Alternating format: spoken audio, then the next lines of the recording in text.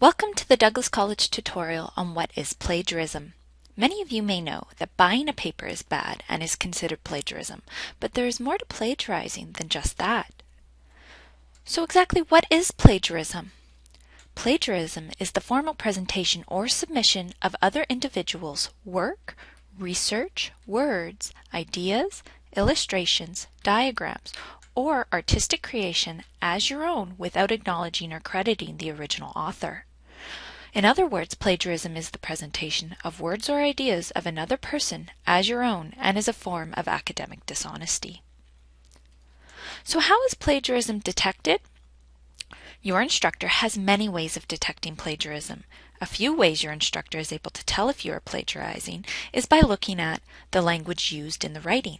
For example, does the writing sound like you, or does the writing style change throughout the paper? Instructors can also use plagiarism detection sites, such as Turnitin. These sites can detect plagiarism by comparing your work to others out there. Your instructor can also tell by the lack of citations throughout your paper. And these are just to name a few. There are many different forms of plagiarism that many students may not consider. The most common forms of plagiarism include the following: using someone else's exact words and not acknowledging that the words aren't your own, paraphrasing someone else's ideas without saying where you got those ideas, buying, stealing, copying, or borrowing a paper or an assignment from someone else, getting someone else to write a paper or part of a paper for you. But did you know that the latter includes getting too much help from a friend? If another person revises your work by rewriting the paper or parts of the paper for you, that is plagiarism. If another person gives you ideas to put in your paper, that is plagiarism. If another person tells you what words to use, that too is plagiarism. And handing in the same paper for multiple classes without your instructor's permission is also considered plagiarism. So what are the consequences of plagiarizing, you wonder? Your instructor could request that you rewrite the assignment, possibly with a penalty to your final grade. They could ask that you complete another assignment. You could receive 0% for that particular assignment. You could receive a failing grade for the whole course.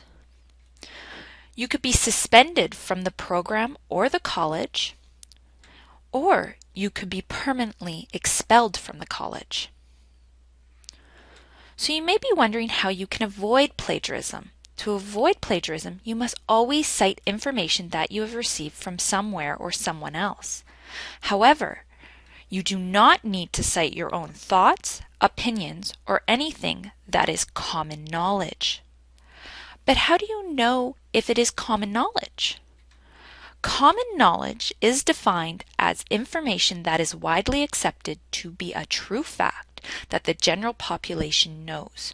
For example, it is commonly known that the earth is round, the earth revolves around the sun, water boils at 100 degrees Celsius, and E equals mc squared. If you are unsure whether or not what you have written is common knowledge, ask yourself if specialists or your instructor would want to check your source. If so, cite it. When should you cite?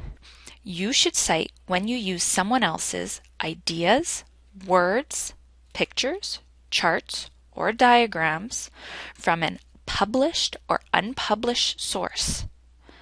These sources include, but are not limited to, websites, magazines, journals, newspapers, pamphlets, advertisements, videos, sound bites, and personal communications. Just remember to write down where you get all your information from so you don't forget. Whether you are paraphrasing, summarizing, or quoting the information, you need to cite where you got the information from. But you may be wondering, what is paraphrasing? Paraphrasing is when you restate a small portion of the author's words or ideas completely into your own words. Making minor changes and keeping some of it the same is not considered paraphrasing. Summarizing is when you take a large portion of an article, such as its main points or arguments, and put them into your own words. And quoting is when you use the exact words the author used word for word. So how do you properly cite? When you're paraphrasing, summarizing, or quoting, you have to cite where you got the information from. To cite your source, you can use a number of different citation styles. The three main styles are APA, MLA, and Chicago. Resources on how to properly cite your sources can be found on the library website. Please visit our style guides on the library homepage found at library.douglascollege.ca.